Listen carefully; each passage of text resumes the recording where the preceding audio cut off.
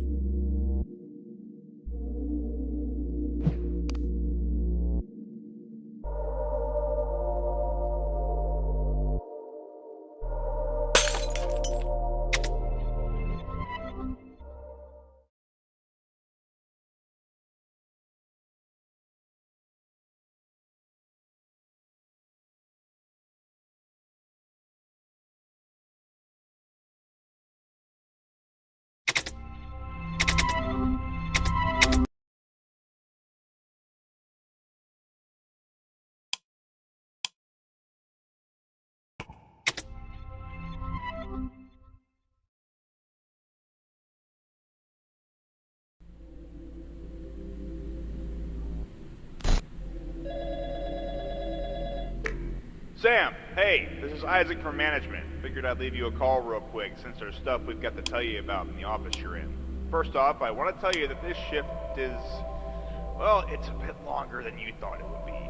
You're gonna be up until 6 in the morning. Yeah, we know it's a bit of a bigger undertaking than you thought, but just bear in mind that these renovations are taking a very long time, hence why your being here is so important. Some people out there are, well, they're kind of stupid. I know we're open 24/7, but people tend to stumble in while we're doing construction like a bumbling ape.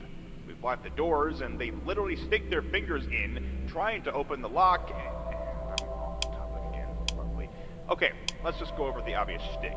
You have a monitor in front of you. If you touch a room, the camera feed will switch to the room. Groundbreaking technology, eh? Oh, right, and the doors too. They've got a little button on the table, so just press that if you feel like someone is in the building and you should be safe. Just don't use them too much. Their electric can use quite a bit of power, and God knows this entire resort uses enough power already. Speaking of, if you look at your watch, you can see your power limit using the green room of the watch. The more it turns red, that's more money we have to spend on the power bill. Yeah, you find that funny, don't you, asshole? Anyways, one thing for tonight. If you turn around behind you, you'll see a vent duct. It's basically so you don't suffocate yourself, since that office gets incredibly stuffy in the wrong conditions. But if you feel like you want it off, you can just push the button to the right of the vent to close it. I think that's all for now. I'll call you soon, though. See you later, Sam. And remember to not mess up our shit. It's expensive. Good night.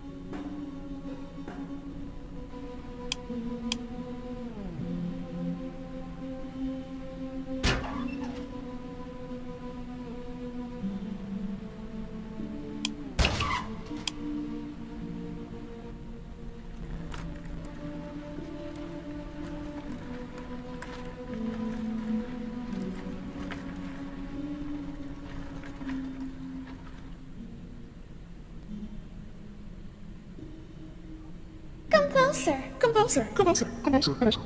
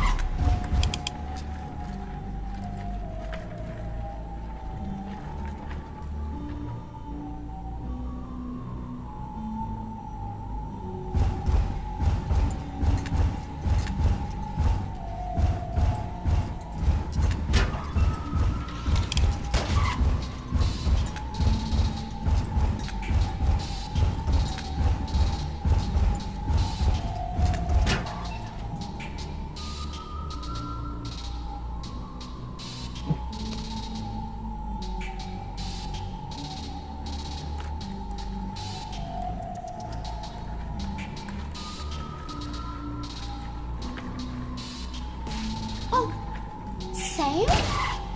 What a nice name.